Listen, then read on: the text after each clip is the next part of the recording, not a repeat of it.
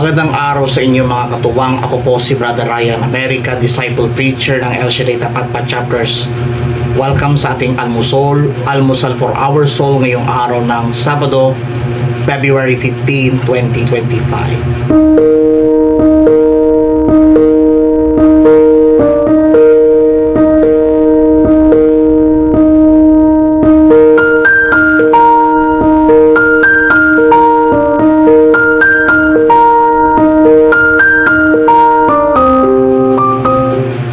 Mabuting balita ay Mark 8, 1-10.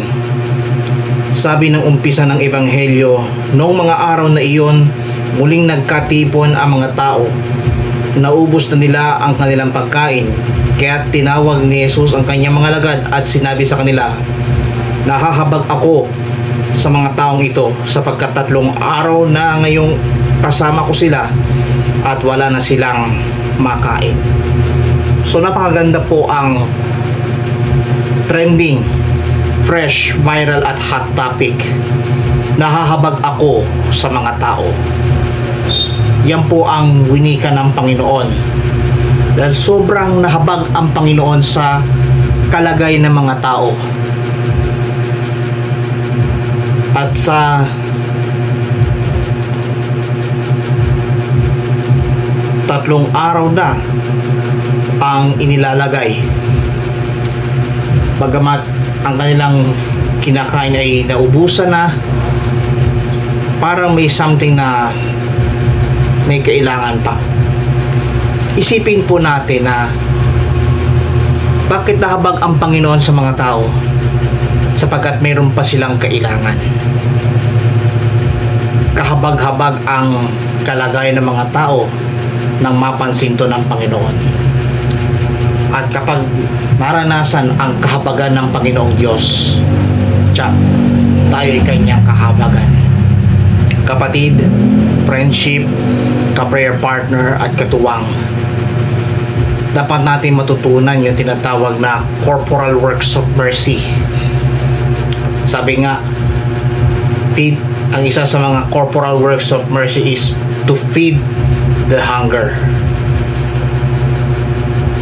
and give drink to those who thirst. Napaka-importante po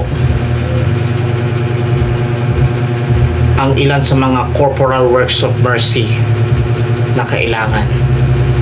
At kapag tayo natututo sa mensaheng ito,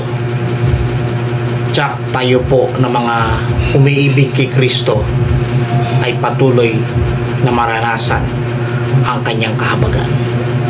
Brothers and sisters, huwag tayo magpatumpik-tumpik sa mga nangyayari sa paligid.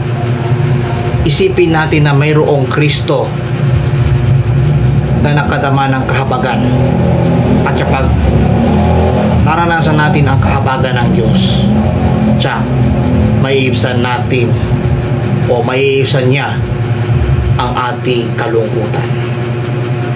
Kung nagustuhan niyo po ang video nito na pagpala, pass to everybody. Punuin natin ang mabuting balita sa social media at gawin nating viral, trending, fresh at hot topic Lunes hanggang Linggo ang mabuting balita dito sa Almusal for Our Soul. Magandang araw po sa inyo lahat.